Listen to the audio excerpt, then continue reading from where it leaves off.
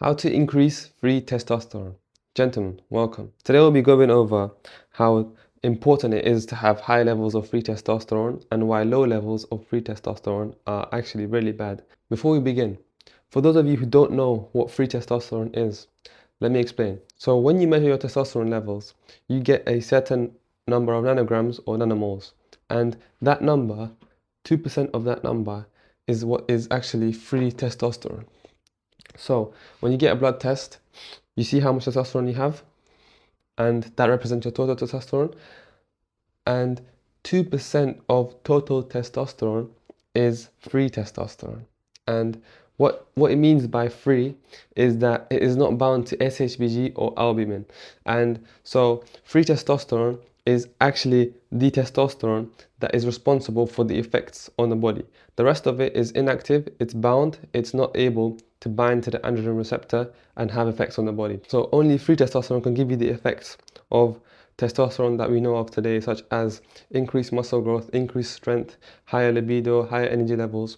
So only free testosterone can do that. And to put things into perspective, 2% of testosterone has the effect it has on the body.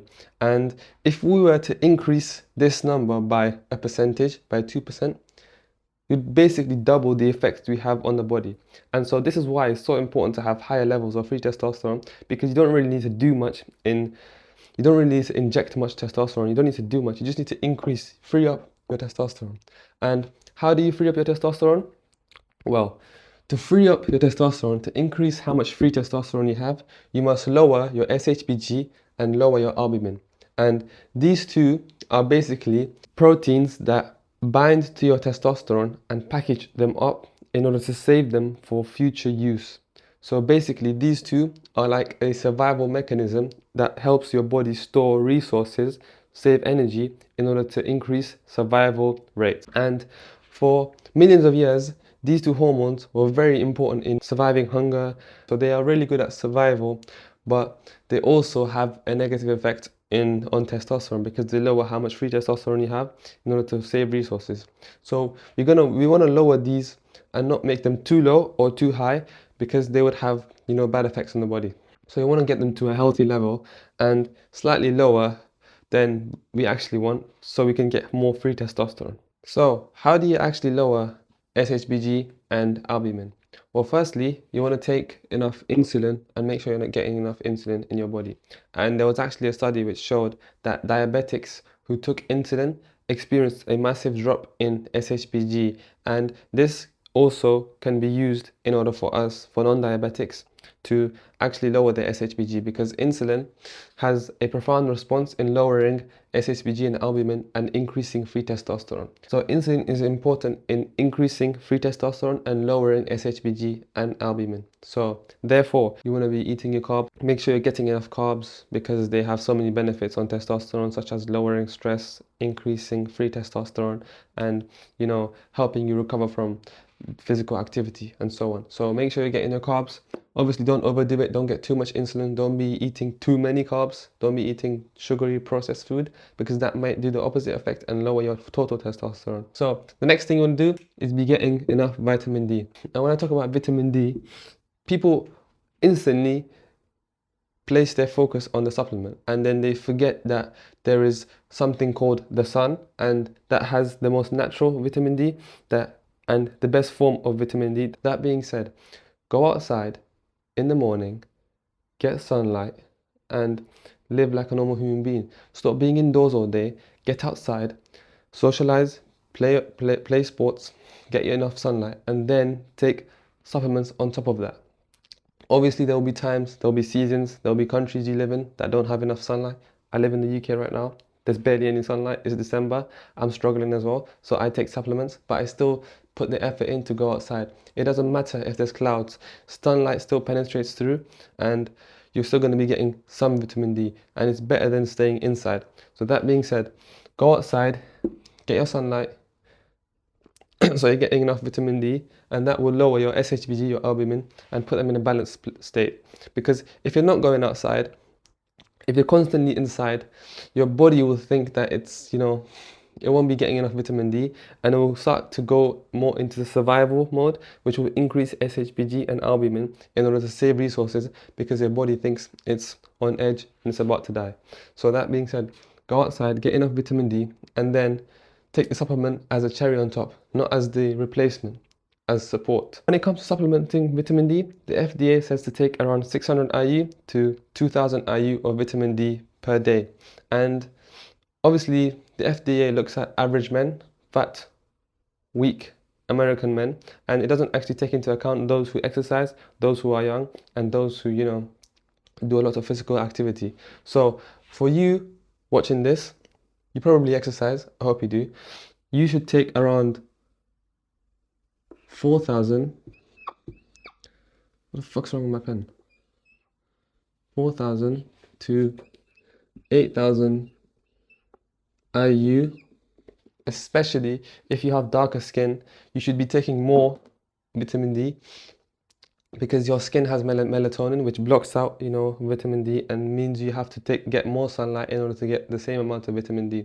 So that being said, if you have darker skin, take more vitamin D. If you exercise more, take more vitamin D. And if you are in a season, if it's winter and it's barely in the sunlight, and you've migrated from a sunny country to a grayer one, then you need to take more vitamin D, because a vitamin D deficiency will massively reduce your testosterone, your energy levels, your vitality, and it will also increase SHBG and albumin. So you need to be taking around 4,000 to 8,000 IU, especially if you exercise. Next, boron. This is actually a forgotten and overlooked trace mineral that's massively underrated when it comes to increasing free testosterone.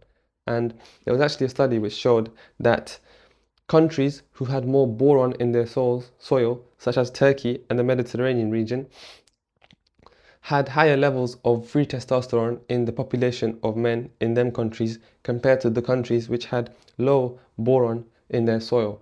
And it goes to show that boron increases free testosterone because it lowers SHBG. And so you want to be getting enough boron from your foods, ideally from places like Turkey and the Mediterranean region, because they have more boron in their soil.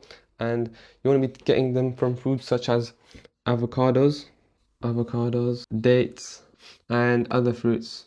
And other fruits are very high in boron, so you want to be taking boron from them foods as well.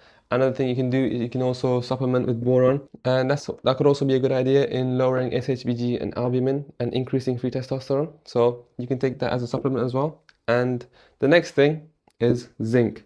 This is actually a very profound one in lowering SHBG. Zinc is underrated, it's massively underrated in increasing free testosterone and increasing total testosterone, because most of the population today is vegetarian. They just eat processed food.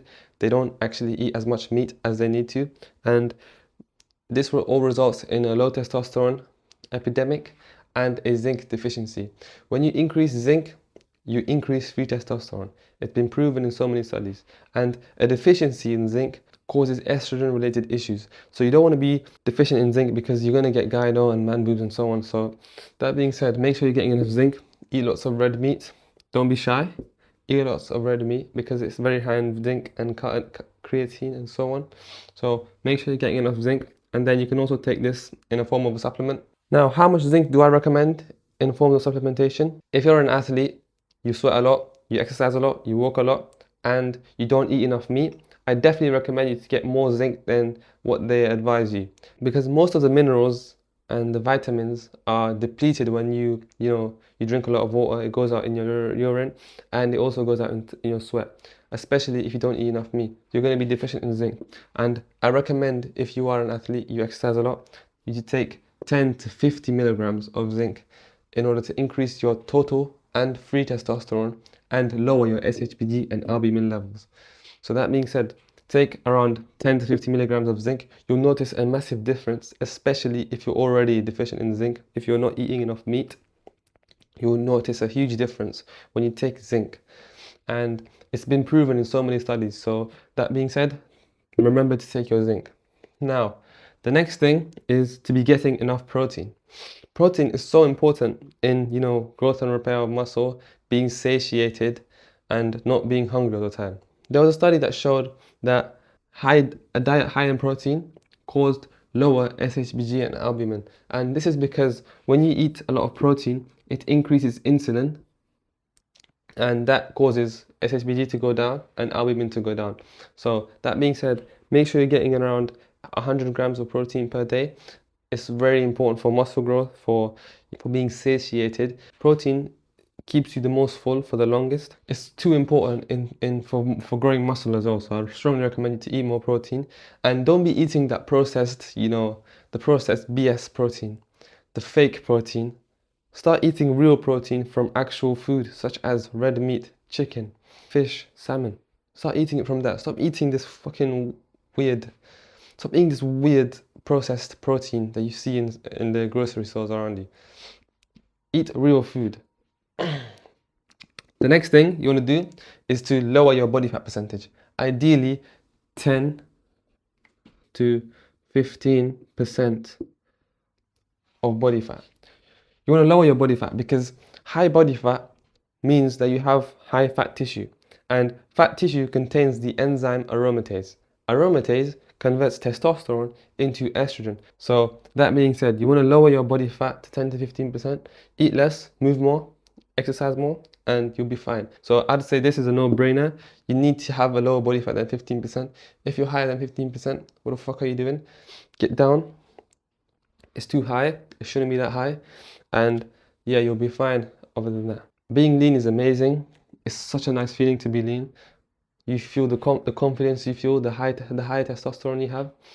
Being lean is a non-negotiable if you want high testosterone, and it's so easy as well. So what should you avoid in order to keep your SHBG and albumin levels low and to keep your free testosterone high? So the following things you need to avoid in order to keep them at a stable pace, at a stable level. And the first thing is to avoid a caloric deficit, especially a severe one. So when you get into a caloric deficit, your body goes into survival mode, and you don't want it to be in this state for too long because it will just increase your cortisol, lower your testosterone, increase your SHBG, so it'll lower your free testosterone as well, and everything will just go down. So it's important that, especially if you're cutting, if you're on a cut, you need to be careful and minimize how severe your cutting is, because it will massively affect your SHBG and your albumin levels. So that being said, avoid a caloric deficit. Don't do too much in this. Keep it close to maintenance, not too low, and yeah, you'll be fine. Also, avoid prolonged fasting. Intermittent fasting is good, but just prolonged fasting, more than a day or two, will really massively increase your SHBG levels, because it will put your body into survival mode in order to save resources, and will start using testosterone as storage instead of a steroid. So be careful with a caloric deficit, because it will put your body in survival mode. Now, the next thing is avoid a dysregulated circadian rhythm. And what this basically means is that if you're constantly waking up, sleeping, eating at a different time, if you're not getting enough sunlight, it will dysregulate the circadian rhythm. And the circadian rhythm is like this internal clock you have inside your body, and testosterone release and secretion follows the circadian rhythm. So if your circadian rhythm is fucked, your testosterone levels will also be fucked, and your free testosterone levels will be low, because when you wake up in the morning and you get sunlight, that is specifically when your testosterone levels will peak and your free testosterone levels will peak. It's also when your SHBG levels are lowest. And when you go towards the end of the day, testosterone goes down and SHBG goes up. So the SHBG is highest when you're about to sleep, when you're about to fall asleep at the end of the day, and testosterone and free testosterone are lowest when you fall asleep. So they follow a opposite, they have an opposite relationship. So that's why it's important to regulate your circadian rhythm. Sleep, wake up, eat at the same time, get sunlight in the morning, get sunlight at sunset as well. It will massively help in regulating your circadian rhythm, and it will massively help other areas of your life like recovery, sleep, which is also good for testosterone. So make sure you regulate your circadian rhythm and avoid dysregulating it. The next thing is to lower your fiber intake. So fiber has been shown to increase levels of SHBG and albumin, and the reason is pretty complex, so I'm not really going to go into the nerdy stuff. So you want to reduce how much fiber you're eating. Don't eat too much because it's not as good as people say it is. Obviously, it can prevent certain diseases and all of that. It can prevent colon cancer. But other than that, it's not that beneficial. It's not all that. So you can avoid eating too much fiber because it will actually increase SHBG and albumin and result in lower levels of free testosterone. So that's it for today, everyone. I hope this video is helpful and it increased your free and total testosterone. If this topic really interests you and you want more testosterone boosting ideas, I have a school community linked in the description. So make sure you check that out, and that school community will give you the blueprint of how I went from 350 nanograms of testosterone to 750 nanograms of testosterone in the space of a year, completely naturally as a teenager. So make sure you check that out, and I'll see you in the next video. Goodbye.